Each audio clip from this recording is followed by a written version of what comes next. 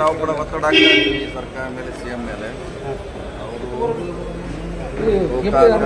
ಮತ್ತು ಚಿಕ್ಕೋಡಿ ಎರಡೂ ಆಗಬೇಕಂತ ಇವತ್ತಿನ ಗೋಕಾಕ್ ಜಿಲ್ಲಾ ಹೋರಾಟ ಸಮಿತಿಯಲ್ಲಿ ಡಿಮಾಂಡ್ ಮಾಡಿದ್ವಿ. ಅವರು ಫಸ್ಟ್ ಟೈಮು ಜಿಲ್ಲಾ ಶಾಸಕರನ್ನ ಕರೆದು ಅಂತ ಹೇಳಿದ್ದಾರೆ. ಅವ್ರದ್ದು ಅಭಿಪ್ರಾಯ ಪಡೆಯೋಣ, MLC MP ಅವ್ರದ್ದು ಅಭಿಪ್ರಾಯ ಪಡೆದ ಅಂತಿಮ ನಿರ್ಣಯ ಮಾಡೋಣ. ಇವತ್ತು ನೀವಕ್ಕೆ ಭರವಸೆ ಇದೆ. ಯಾವಾಗೇನಾದ್ರೂ ಸಭೆ ಕರೀತೀರಿ ಸರ್? ಯಾವಾಗ ಸಭೆ ಆಗುತ್ತೆ? ಈ ಸಭೆ ಮಾಡ್ತೀವಿ ಅಂತ ಹೇಳ್ತಾರೆ ಸರ್. ಅಲ್ಲ, ಸಭೆ ಮಾಡ್ತೈತಿ, ಹಿಂದೆ ಯಾವಾಗ ಹೇಳಿಲ್ಲ. ಫಸ್ಟ್ ಟೈಮ್ ಸಭೆ ಆಗ್ತಾ ಇದೆ. ಶಾಸಕರ ಸಭೆ ಆಗೋದು ಫಸ್ಟ್ ಟೈಮ್. ಮನವಿ ಕೊಟ್ಟಿದ್ರು, ಹೋರಾಟ ಆಗ್ತಾ ಇತ್ತು, ಪ್ರತಿಭಟನೆ ಆಗ್ತಾ ಇತ್ತು. ಶಾಸಕರ ಸಭೆ ಯಾವಾಗೆಲ್ಲ ಈ ಸಾರಿ ಅಧಿವೇಶನ ಮಾಡ್ತಾ ಹೇಳ್ತಾರೆ. ಸರ್, ನೀವು ಯಾವ್ಯಾವ ಜಿಲ್ಲೆಗಳು ಆಗ್ಬೇಕಂತೇಳಿ ಮನೆ? ಮೂರು ಇದೆ, ಎರಡೂ ಇದೆ. ಅಂದ್ರೆ ಚಿಕ್ಕೋಡಿ ಮತ್ತು ಗೋಕಾಕ್. ಒಂದ್ ಕಡೆ ಅಥಣಿ, ಮತ್ತೊಂದ್ ಕಡೆ ಬೈಲ್ ಅದು ಯಾವುದೂ ಆಗಲಿಕ್ಕೆ ಕಷ್ಟದ ಕೆಲಸ.